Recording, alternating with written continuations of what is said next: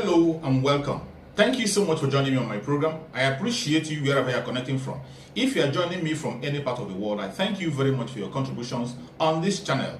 Please kindly subscribe if you have not subscribed, and also click the notification bell so that you'll be notified each time I upload a video. You will be among the first to receive it. In this channel, I bring information to your doorstep. I bring news from all channels, from every angle. Things that have to do about the world, things that have to do about Africa, more especially Nigeria. I bring it to your doorstep, some information that you ignore, some information that you cannot be able to come across. I look for them, I bring it to your doorstep for you to see. Every video you see on this channel is for educational purpose, to keep you up and get you aware of what is happening in the contraction called Nigeria, more especially. I bring the information to your doorstep. They are not lies. Most of the videos you're going to watch here are videos that are coming from the conventional media, and some of us sometimes are lazy to get into it. Some of us sometimes are too busy to be able to lay our hand on this. That is why I bring the videos to your doorstep. Watch from beginning to the end. Remember, these videos are for educational purposes, so that you can be educated and know what is going on. Let us watch together. At the end, you can go to the comment section and put down your comment. Give your opinion. Say it the way you feel it. Nobody's going to come against you. It's a free world, and this is the social media where people say it and set the record straight exactly the way it is without being controlled. Do that on the comment section. Let us watch the video together as it comes. Thank you. This week that the Northern Christian Elders Forum, who claim to represent adherents of the faith in the northern parts of Nigeria, had endorsed the presidential aspirations of Bola Tinubu, the presidential candidate of the All Progressives Congress. What could this possibly represent in the event of such an endorsement, especially against the backdrop of the much criticized Muslim ticket of the party? Samuel Salifu is a former National Secretary of the Christian Association of Nigeria, and he joins us now to have a quick chat. Well, thank you so much for joining us on Newsday. I would like your thoughts on this report that the Northern Christian Forum have endorsed Bola Tinubu. What does this mean for the candidacy of the APC presidential candidate? Well, the statement is credited to the former Speaker, Dogara Yakubu. And as far as I'm concerned, let me properly introduce myself. I've worked in CAN, Christian Association of Nigeria, within the Northern Bracket for more than 7 years. Then I became the National Secretary of the Christians in this country for another 7 years and a half. Things are not done that way. Nobody will come out and make a sweeping statement that Northern Christians, or Christians for that matter, all over the country, have endorsed one person or the other. We don't make sweeping statements like that.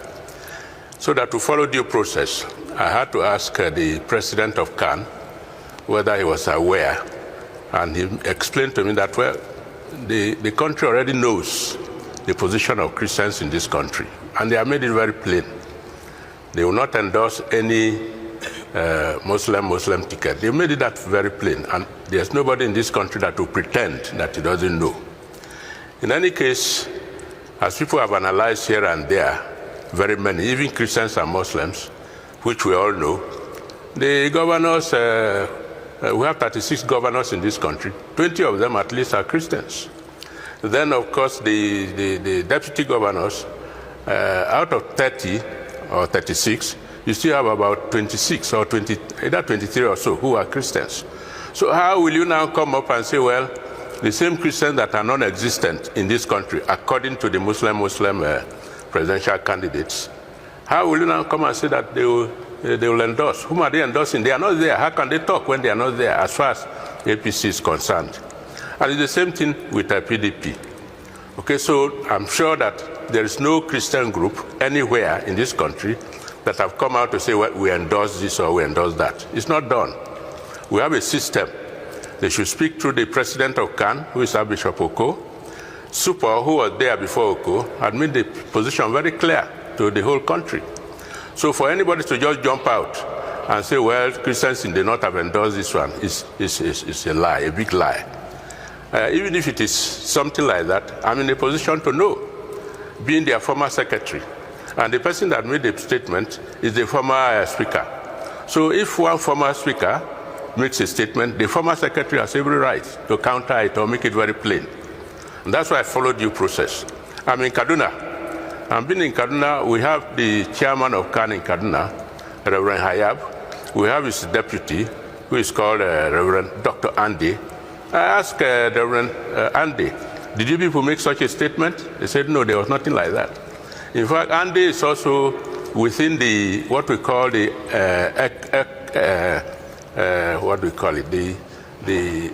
there's a group in the north, we call them Tekan Ekwa. So Ekwa and Tekan makes the bulk of Christians in the north. Other denominations are there. But over 60–70% of them belong to that group, Tekan and Ekwa. And they told me that they just came back from a meeting in Wukari, and nothing like that was announced. So who is this Dogara who is taking things for granted and assuming that he can just sweep all the Christians to one party? I didn't hear of him asking people to follow Tinubu, but what I was told simply from Arise News on 18th was that he has said they have endorsed Atiku. There's nothing like that. It's a lie. And Dogara himself should know the process and know how CAN works. But that does not mean that Christians are not to be involved in politics. They are involved. We know them. They are in APC, they are in PDP, they are in Labour Party, they are in NMPP. All those other parties, you have Christians there. But we have a system, and we are not just Christians like that. We are well organized. And when things like that are to happen, they allow everybody to know. So as far as I know, Dogara is not the spokesman for the Christians in Nigeria. The Christians in Nigeria is not for sale to any party, as far as I know, whether it is in the south or it is in the north. And the Christians in the north didn't make him their vendor to go telling people about that this is where we are going. It is a lie. I think that one should be made very clear. And if he says it's not a lie, he should tell us the source. Who gave him the information? We know he left the APC and then came back to PDP. He was in PDP, he joined the APC. He was made a speaker. And if speakers, this is the problem we have. If Christians who are in high positions, including all others, they begin to make statements like this that are totally false, then what type of speaker are we having in the National Assembly there? People should respect their position. And you can't be there telling lies when we, people, somebody like me, who have been doing this job for over almost 20 years, I have no idea. And that's why we said, no, we must make what we call it, make it very clear that there's nothing like that. I don't know whether I have any other questions. What we have been saying all along is... Yes, Engineer Salifu, you have made it very clear. Thank you for clearing up the stance of the Northern Christian Elders Forum. We do know that in these last few weeks before the elections, there might be situations like this where misinformation is broadcast, and it's definitely necessary to clear it up. What role will the Northern Christian Elders Forum be playing between now and elections? And specifically, as you discussed, Christians, what role should Christians be playing between now and when we go to the polls to elect the president of the nation? Christians are ambassadors of Jesus Christ, and they should follow the character of Jesus Christ. Christians are looking for people with character, people, as they have been saying, with capacity, ability to produce. And then we have to start looking at those front runners who want to become president of the country. Put them character-wise. Who is expected to be the president of this country? Christians are expected to tell their own followers, vote for this, vote for that, because this is the character we have seen. And so where you have a character that, for example, he does not even know, the first one, as I said, APC is out totally for Christians. Because if you say Christians do not exist and you don't find a capable person among Christians, how are you expecting them to vote for you? Even those who are among them, like Babakir, he made it very plain. If I'm not existent, so how do I vote for you? So Christians are totally out of that, as far as I know, all over the country. And the presidents of Ghana made it very clear. But the character we are looking for is the character of justice, the character of fairness, the character of being humane to people. And we are looking at each of these aspirants or candidates one by one. We put them on those ladders. Then we know where to go to. It doesn't need Yakubu Dogara to tell us. If you put Ashwaju and the other fellow from Maiduguri, who is his running mate, you don't find any sizable or amiable character there. Ashwaju, unfortunately, people have asked so many questions. Nobody knows when he was born. He himself does not even know. Nobody knows where he went to school.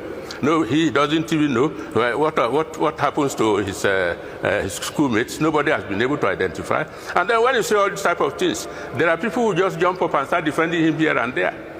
And in any case, today is one of my happiest days because even the Sultan of Sokoto has joined Obasanjo in writing letters to the nation and saying that, look, don't bring this type of man. We know they are politicians, but Nigerians are not fools. Our eyes are open. If I may credit people like the Buhari, he has done a very good thing by making sure that he took us to the down the depth, so that our eyes will be open to know what to do. I believe that whoever is coming now would have learned his lesson, and Christians and Muslims would have learned their lesson.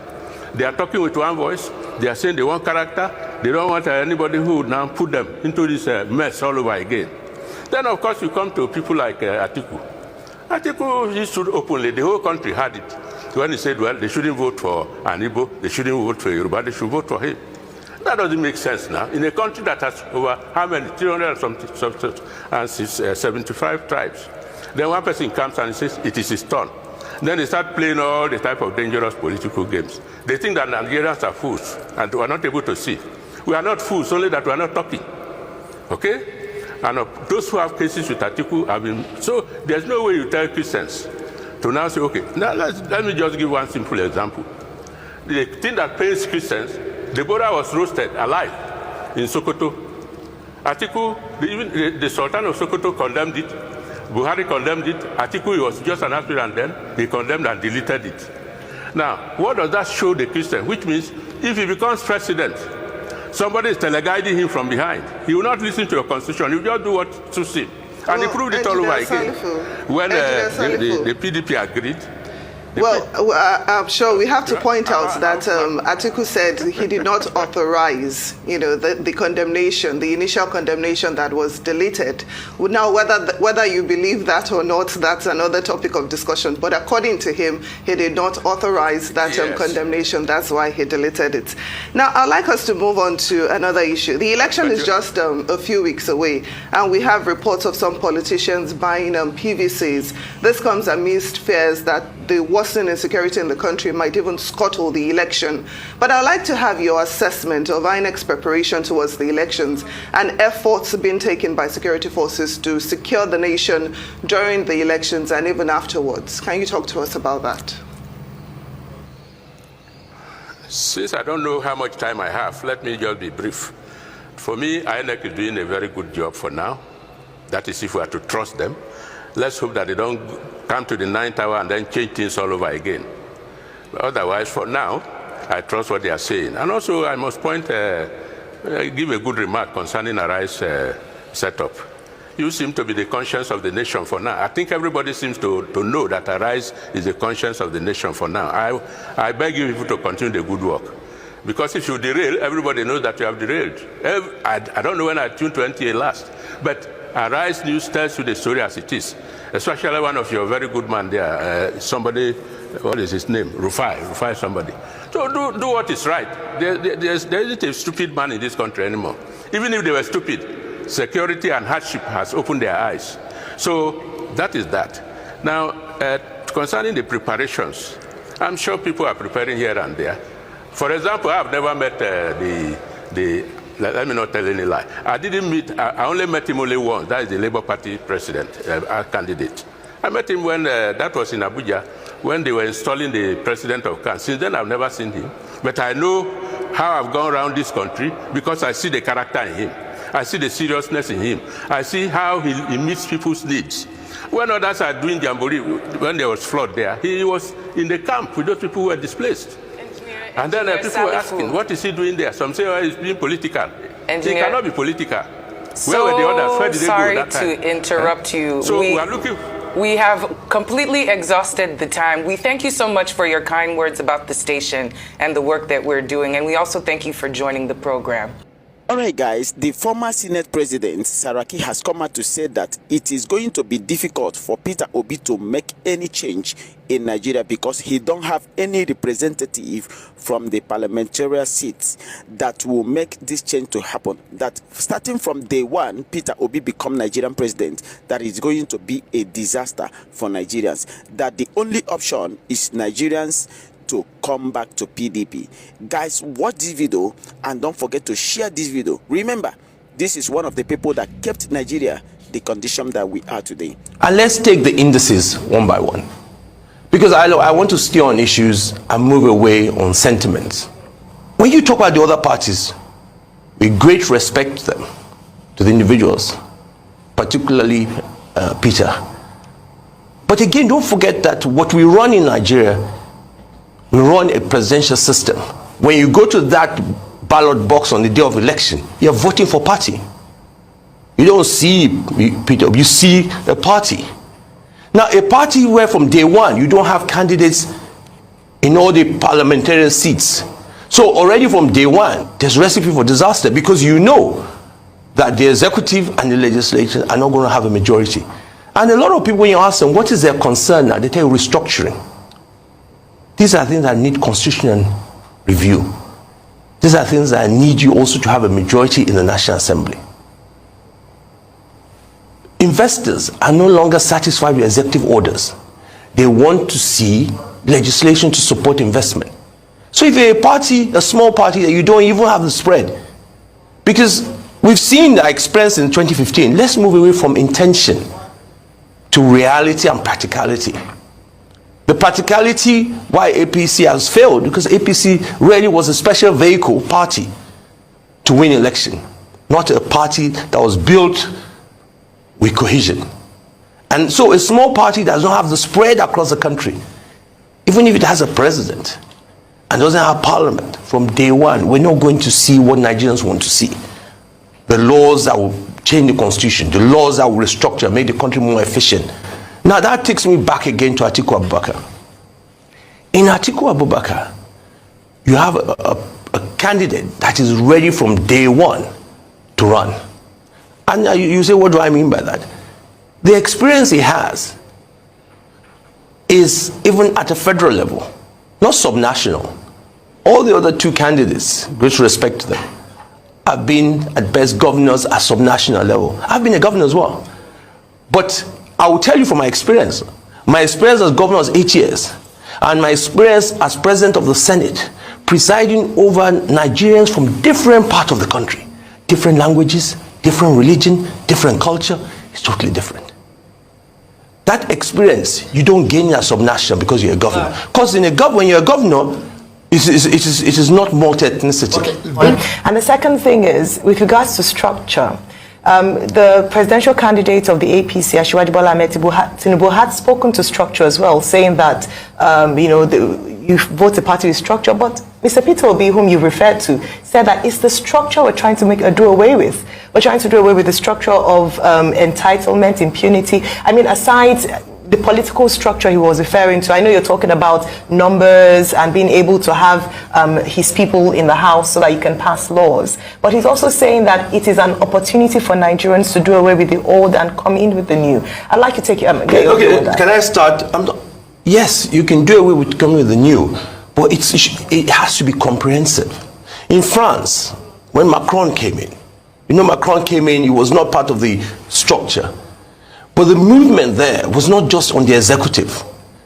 The country voted for even parliamentary candidates of that party. I'm not saying that there's anything wrong in that. What I'm saying from what you've seen, the party itself started, April, May? These kind of movements should have started much earlier, where it's not just the presidential. That's the point I'm making. That it must also be a House of Assembly, National Assembly, where a party from day one does not have candidates filling all the positions in National Assembly. It's already a problem. That's the point I'm making. I'm not saying that I'm not talking about structure in that sense. I'm talking about, so from day one, based on my experience, and I'm sure you've seen it, it means that that government will not be functional. Thank you so much for watching. I hope you have been educated with this video. I hope you have learned something from the video you just watched. Please go to the comment section and put down your comments. Whatever you think about the video you have watched, or anything you have learned that you wanted to share together, go to the comment section and keep yourself busy. It's a free place where people share their opinion. And please, if you have not subscribed to this channel, kindly subscribe to the channel. Click the notification bell so that you'll be notified each time a video comes out. And also, share the video to your family and friends. Share it to all platforms so that people can get aware of what is happening in the world, mainly in the contraption called Nigeria. We have to keep people on their toe, keep people informed on what is going on. That is exactly what we are doing. Every video you are watching in this channel is for the purpose of education and nothing more. Thank you so much for watching, and remember, bye-bye. See you again.